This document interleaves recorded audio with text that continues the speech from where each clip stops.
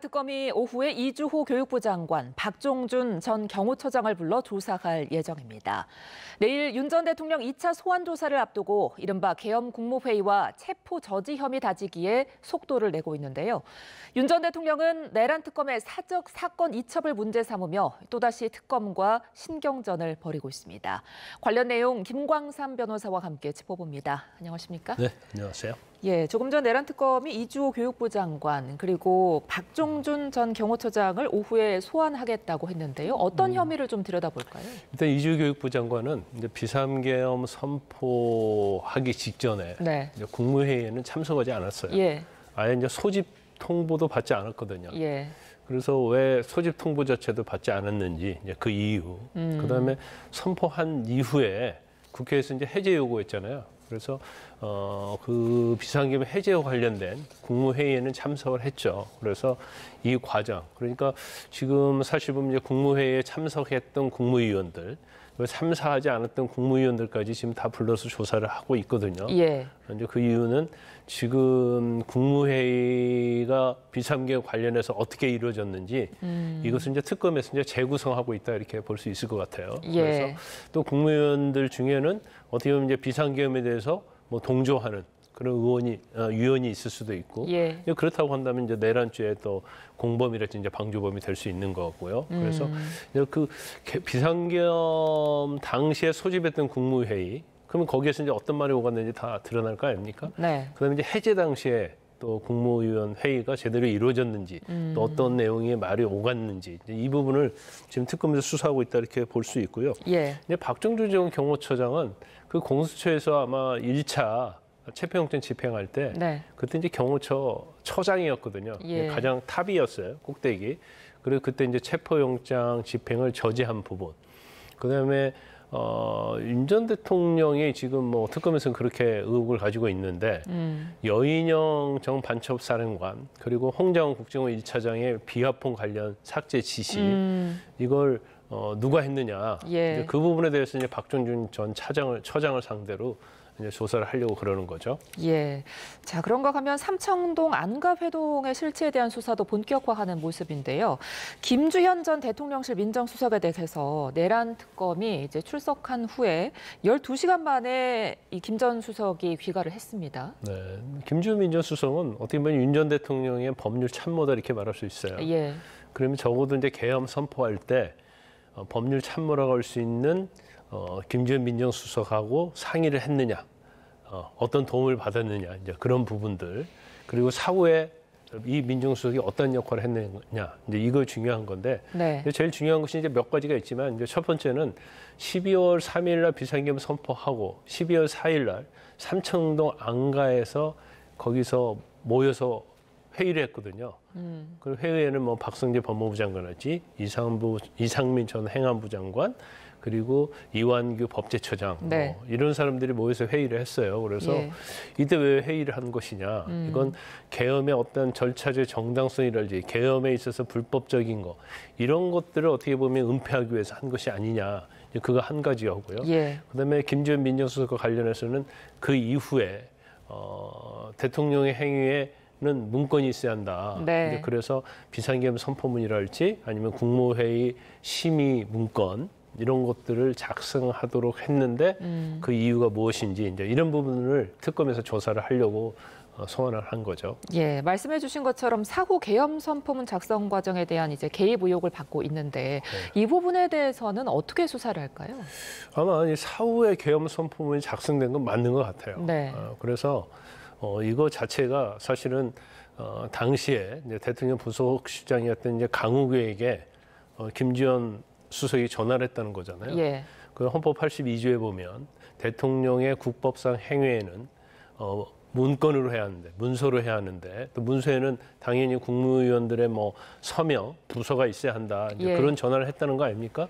그래가지고 아마 부랴부랴 이제 사후 비상 계엄 문건을 작성했다는 거예요. 그런 다음에 뭐 한덕수 총리랄지, 그다음에 김용현 전 장관으로부터 거기에 다 서명을 받았다는 거거든요. 예. 이제 그 이후에 사실 이제 그게 폐기는 됐습니다. 한덕수 총리가 문제가 있을 것 같다. 그래서 폐기하자 해서 이제 폐기했다는 거니까 그러면 왜 계엄 선포문을 작성하게 했느냐 새로이 그것은 기존의 어떤 계엄 선포문이랄지 아니면 계엄 선포 과정 절차에서 문제가 있으니까 이걸 정당화시켜주기 위해서 은폐하기 위해서 새로운 문건을 작성한 게 아니냐. 네. 이런 부분을 이제 특검에서 들여다보고 있는 거죠. 예. 자, 지금 짚어보고 있는 사후 계엄 선포문에 윤 전 대통령이 직접 결재했다 이런 보도도 나오고 있던데 결재 여부에 따라서 이 공용 서류 무효 손상 혐의 또는 대통령 기록물 관리법 위반 혐의 등이 추가로 적용될 수 있다던데요.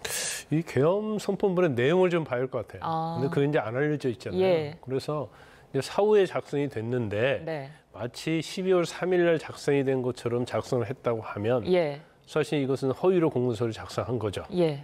그리고 아니면 이제 기존에 있는 문건에다가 손을 댔다고 한다면 이건 공용서류를 또 손상시킨 거라고 할 수 있고 또 대통령 기록물 관리법 위반이라고 할 수가 있어요. 그래서 지금 윤 전 대통령 관련된 부분이 지금 내란죄로 재판받고 있잖아요. 그런데 지금 특검에서 조사하는 부분이 비합본 삭제와 관련된 증거인멸 교사랄지, 그다음에 체포영장 저지와 관련된 특수공무집행 방해, 거기에다 또 이제 새로운 계엄 선포문 이런 거 작성하는데 이제 관여를 했느냐? 그러면 이제 문서에 관한 죄가 또 추가가 될 수 있다 이렇게 봅니다. 거기에다가 사실 이런 걸 지시를 사실은 대통령으로서 직권을 남용해서 했다고 한다면 또 직권남용죄가 될 수 있거든요. 그래서 혐의 자체가 굉장히 많아질 가능성이 있다. 그게 아마 추가 기소될 수 있다 이렇게 봅니다. 네, 한덕수 전 총리가 계엄 선포문에 사후에 서명을 했다가 폐기한 과정 이 역시도 들여다보고 있는데 그러니까 증거 인멸을 한 게 아니냐 이런 거죠? 아마 그런 것 같아요. 예. 이제 새로 민정수석이 전화를 해갖고 강의구 부속실장한테 이제 문건이 필요하다고 얘기했다는 거 아니에요? 예. 대통령 국법 행위에는 예. 그 문건 작성했어요. 그래서 거기에 한덕수 총리가 서명을 했단 말이에요. 예. 그런데 일단 12월 7일 날 윤 전 대통령이 결재까지 했습니다. 그런데 그 5일 날 저녁에 했거든요. 그러다가 12월 18일 날 김의원 전 장관이 긴급 체포됐어요. 예. 그러다 보니까 이것이 그대로 있으면 수사를 하면 수사의 대상이 될 것이고 이게 사실은 원래 문건이 아니잖아요. 예. 그러면 이제 문제가 될성 싶으니까 아마 폐기하는 게 좋겠다 해서 아마 폐기한 걸로 보입니다. 그래서 이제 폐기 과정도 사실은 이제 특검에서 들여다보고 있는 거예요. 이게 뭐 지금 보도된 게 맞다면 폐기를 했다면 이게 증거 인멸이 되는 겁니까? 경우에 따라 증거인멸 될 수 있죠. 왜냐하면 이제 계엄 선포문 자체가 어떠한 자신들의 범죄 혐의와 관련된 또는 제3자 범죄 혐의와 관련된 부분에 있어서 굉장히 중요한 증거다. 중요하지 않다 하더라도 이게 뭐 사실은 내란죄랄지 아니면 관련된 사건에서는 증거가 될 수 있는 거거든요. 예. 그러면 일부러 이게 나중에 불력에 영향을 미칠 것 같아서 폐기하도록 했다고 하면 증거인멸 교사가 될 수 있는 거죠. 네. 자, 이런 상황을 좀 종합적으로 봤을 때 비상계엄 선포 직전에 국무회의에 참석하고 그리고 안가 회동 때도 모였던 인물들. 그러니까 이상민 전 장관 그리고 박성재 전 법무부 장관 조사도 임박했다고 볼 수 있을 것 같아요. 다 조사할 거예요. 예. 그래서 그냥 원래 안과 회동이 이제 12월 3일 다음 날 있었거든요. 그런데 계엄 해제는 12월 4일 날 1시 그 이후에 계엄 해제가 된 거잖아요. 그러면 해제하고 나서 이제 당일날 거기에 모였어요. 예. 근데 당사자들은 원래 의례적인 연말 모임이었다 이렇게 얘기를 하고 있는데 예. 비상계엄이 선포됐다 해제가 됐는데 이게 연말 모임을 할 수 있는 것은 아니거든요. 더군다나 어떻게 보면 윤 전 대통령 관련된 핵심 장관 이상민, 민정수석, 이완규 이런 사람들이 모였고 박성재 법무부 장관 그렇기 때문에 아마 이 부분도 뭔가 계엄이 해제됐으니까 내란죄랄지 그런 걸 수사받을 거 아니에요. 그래서 예. 거기에 대한 대책이랄지 아니면 계엄 해제 과정에서 어떤 문제가 있었는지 없었는지 이제 이런 것들을 회의를 한 게 아니냐. 이제 그러고 나서 또 문건이 작성되고 막 그랬거든요. 계엄 네. 선포문이랄지 국무회의 심의록 이런 것들이 작성됐기 때문에 그 과정에서 나중에 문건이 또 작성되고 그런 게 아니냐. 그러면 이제 내란이랄지 아니면 여러 가지 범죄 행위에 방조랄지 아니면 공모한 게 아니냐 이제 그런 부분을 들여다보고 있는 거죠. 네. 자, 특검팀에서 이에 앞서 김성훈 전 대통령 경호처 차장도 불러서 조사를 했잖아요. 네. 김 전 차장의 발언이 윤 전 대통령의 체포영장 집행 방해 그리고 비화폰 기록 삭제 지시 혐의 등에 좀 중요한 영향을 미치지 않을까 싶어요. 아주 중요한 영향을 미칠 수 있죠. 일단 처음에 공수처에서 체포영장 집행으로 갔을 때는 그때 이제 경호처 처장이 박종준 처장이었거든요. 네. 그래서 그때는 아마 뭐 박종준 처장의 지시를 받았을 거고, 근데 경호처 차장은 2인자거든요. 예. 그렇다 하더라도 어떻게 보면 그 경호처 내에서는 이제 수뇌부에 해당이 돼요. 그런데 또 2차부터는 뭐 같이 이제 박종준 처장이 사실은 사임을 했잖아요. 그 이후는 김성훈 경호처 차장이 이제 주도적으로 했기 때문에 이제 그 부분에 대해서는 수사를 하는 거고, 그다음에 이제 비화폰 삭제와 관련해서는 지금 뭐 한두 가지가 있는 게 아니에요.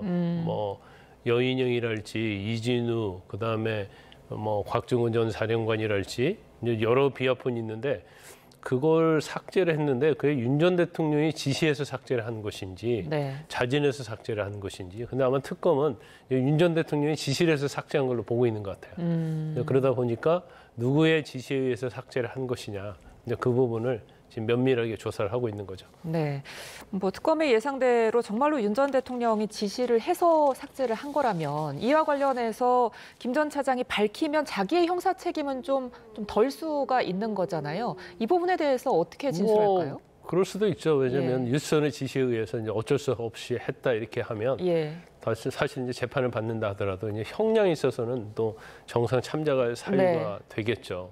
그래서 그걸 뭐 그런데 이제 김성훈 전 경호처장은 이전에 경호처에서랄지 그다음 비상계엄 이후에도 보면 굉장히 윤 전 대통령에 대한 충성 이런 것들이 강성적인 강성파로 경호처 네. 내에서. 그래서 예를 들어 체포영장이 집행이 들어오면 우리가 이걸 막으면 안 되지 않느냐. 이건 적법한 공무집행인데 그런 사람에 대해서 뭐 불이익을 주고 이제 이런 얘기들이 많이 있었어요. 그래서 제가 볼 때는 뭐 그런데 아무리 충성이 있다 하더라도 충성심이 강하다 할지라도 입을 열지는 않을 수 없을 거예요. 왜냐하면 혼자만 하는 게 아니고 같이 하는 거잖아요. 그렇기 때문에 아마 다른 사람들이 이제 진술했을 가능성이 크기 때문에 네. 본인이 혼자 입을 뭐 열지 않는다 하더라도 제가 볼 때는 수사하는 데는 그렇게 영향이 없을 것이다 이렇게 봅니다. 네. 자, 그런가 하면 윤석열 전 대통령 내일 이제 2차 소환 조사를 앞두고 있는데 계속해서 특검과 신경전을 이어가고 있는 분위기입니다. 이번에는 특검 수사 절차를 윤 전 대통령 측에서 문제 삼고 있더라고요. 근데 아마 이제 그런 것 같아요. 지금 이제 윤석열 전 대통령 이제 변호인들이 하는 걸 보면 굉장히 쓸데없는 실랑이를 하고 있다. 저는 그렇게 봐요. 예. 그래서 뭐 9시에 나오냐, 10시에 나오냐 네. 그런 것도 그렇고, 그다음에 소환 일자에 대해서는 경우에 따라서는 조정할 수 있죠. 네. 왜냐하면 건강에 허락하지 않고 예. 또 재판이 있고 그러면 그런 것까지는 할 수 있어요. 그런데 뭐 지상으로 들어가냐, 뭐 지하로 들어가냐 이런 문제들. 더군다나 지금 내란 특검에서 지금 윤 전 대통령에 관한 내란죄 사건에 지금 공판을 참여하고 있거든요. 네. 근데 여기에서 이제 한 얘기인데 특검법에 보면 이제 이첩을 받을 수 있도록 돼 있어요. 네. 근데 요구를 하면 이첩을 받는 거거든요. 근데 특검에서 이첩을 요구한 게 아니고 인계를 요구했다는 거예요. 인계. 예. 이 차이가 어떤 건가요? 그러니까 인계라는 것이 이제 사건을 사실 주는 것이 인계고 예. 이첩이라는 것은 이제 그 명백하지는 않아요. 그냥 우리가 보통 이첩이라는 용어를 많이 쓰죠. 네. 근데 전체적으로 넘기는 것이 이첩이고 예. 그렇게 볼 수가 있어요. 근데 사실 이것도 정확하지는 않거든요. 그런데 특검법에는 특검이 이첩을 요청하면 이첩에 응해야 한다. 이첩을 하도록 되어 있는데 특검에서 이첩이 아니라 인계를 요청했기 때문에 인계를 한 것은 인계를 받아가지고 재판에 관여하고 이런 것은 무효다, 불법이다 이렇게 주장하는 것 같은데 네. 인계와 이첩의 어떤 경계선도 없을 뿐만 아니라 실질적으로 인계라는 용어를 썼다 하더라도 이것은 이첩이다 볼 수 있거든요. 그러면 예를 들어서요. 무효다 이렇게 주장을 하면 예. 그러면 특검에서 다시 인계 요청하지 않고 이첩 요청하고 받으면 또 치유가 되거든요. 예. 근데 이제 그런 뭐 굉장히 어떻게 보면 쓸데없는 신경전을 왜 벌이는지 저는 뭐 상당히 이해가 가지 않습니다. 어차피 뭐 특검이 공판에 관여를 할 거고요. 네. 그다음에 특검이 다 수사를 할 거거든요. 네. 그런데 하나하나 가지고 꼬투리를 잡는 이유를 뭐 제가 볼 때는 좀 이해가 가지 않는 측면이 있어요. 네, 이제 관련해서 특검에서는 인계 이첩이 포함되는 거다 이렇게 반박을 하고 있는 상황인데 내일 2차 소환 조사에서는 어떤 변수가 있을까요? 일단 2차 소환 조사에서는 뭐 과연 지난번에 그 고발된 박청경 네. 또 조사 안 받겠다고 그랬잖아요. 네. 그래서 특검에서 그 경찰관을 다시 조사할 수 있도록 투입을 할 것인지 여부. 그럼 또 거부를 하게 되면 또 조사가 안 될 거예요. 그래서 예. 그 부분에서는 제가 볼 때는 특검도 고집 피울 거 없이 사실은 조사자를 바꿔서 네. 중요한 것은 조사를 할 수 있느냐 없느냐 대면 조사거든요. 예. 그래서 그건 뭐 양보라고 볼 수도 없어요. 그러면 좀 약간 탄력적으로 해서 신속하게 이제 수사하는 게 맞다고 이렇게 보고요. 지난번 수사에서 이제 못한 부분을 할 것이고요. 그 다음에 지금 지난번 윤 전 대통령 조사를 한 다음에 지금 북한의 무인기를 띄워서 어떻게 보면 도발을 유발했다. 이게 이제 외환 유치죄. 예. 이 부분에서 조사를 좀 했거든요. 이제 그러다 보니까 윤 전 대통령이 아마 그 부분도 조사를 받을 가능성이 크다 이렇게 봐요. 그래서 예. 이제 특검의 어떤 전략은 그런 것 같습니다. 전체적으로 다 조사를 하고 윤 전 대통령을 한번 불러서 모든 걸 조사하는 게 아니고 이제 혐의별로 건건 그리고 사실관계를 확인할 필요가 있는 것은 또 불러서 조사하고 수시로 부른다. 계속 조사하겠다는 거죠. 계속 예. 부르겠다는 거죠. 그러면 윤 전 대통령 입장에서 보면 이제 방어권 측면하고 그다음에 계속 나가기가 사실은 엄청나게 피곤하죠. 이제 그렇지만 이제 다른 특검과 달리 내란 특검은 그때 계속 조사를 하겠다. 네. 이제 그런 뭐 내부적인 방침인 것 같아요. 네. 자, 끝으로 김건희 특검도 좀 살펴보겠습니다. 삼부토건 주가 조작 의혹을 수사하기 위해서 지금 특검이 13곳에 대한 압수수색을 벌였는데 어떤 부분을 좀 찾으려고 하는 걸까요? 근데 삼부통과 관련된 부분은 이전부터 굉장히 많은 논란이 있었죠. 그래서 특히 그 우크라이나 재건 사건과 관련해서 네. 이제 테마주가 있었는데 이제 그 중에 하나가 이제 삼부토건이었고 그 삼부토건 자체가 주가가 1,000원에서 5,500원까지 올랐어요. 1,000원대에서 5배가 어떻게 보면 폭등을 했는데 그것이 사실은 우크라이나 재건 사업과 관련된 거였거든요. 네. 그런데 삼부토건의 뭐 전 회장과 김건희 여사한테 특별한 관계 이런 게 있었지 않느냐 예. 이런 의혹이 있는 거고 근데 무엇보다도 이제 이종호 대표라고 그 블랙펄 인베스트먼트 대표가 있어요. 예. 그 사람이 도이치 주가 조작 사건에 있어서도 김건희 여사 뭐 계좌를 관리해줬고 뭐 주가 조작을 했다 이제 그런 의심을 받는 사람인데 네. 이제 그 사람하고의 어떤 김건희 여사하고 관계 그리고 저 우크라이나 재건 사건 관련해서 이제 폴란드에서 이제 포럼이 있었어요. 네. 근데 그때 삼부토건도 참여를 했는데 삼부토건이 그 포럼에 참여할 정도의 자격 요건이 되느냐? 그것은 결과적으로 이제 김건희 여사가 거기에 끼워줘서 사실은 그 우크라이나 재건 테마로 분류가 되면서 주가가 폭등하고 거기에서 부당이득을 전 임직원들이 취한 게 아니냐 이런 부분을 수사하고 있어요. 그런데 네. 아마도 그냥 뭐 삼부토건을 그냥 의혹만 가지고 하지 않을 것이고요. 아마 뭐 내부 정보랄지 어떤 제보랄지 아니면 어떤 단서가 있기 때문에 압수수색 영장을 받아서 제가 볼 때는 압수수색을 했다 이렇게 봅니다. 그러니까 김 여사가 주가 조작에 가담했느냐 여부가 이제 수사의 핵심 쟁점일 텐데 김 여사 소환은 언제쯤으로 예상하세요? 제가 볼 때는 좀 약간 내란 특검과 다른 것 같아요. 그러니까 김건희 여사 특검 자체는 뭐 물론 삼부 토건과 관련된 주가 조작이 명확하게 김 여사가 관여됐던 것이 나왔다고 하면 네. 뭐 수시로 부르겠지만 네. 지금 상황을 보면 이제 많이 수사가 마무리되면 부를 가능성이 크다 이렇게 봅니다. 알겠습니다. 여기까지 듣겠습니다. 김광삼 변호사와 함께했습니다. 고맙습니다.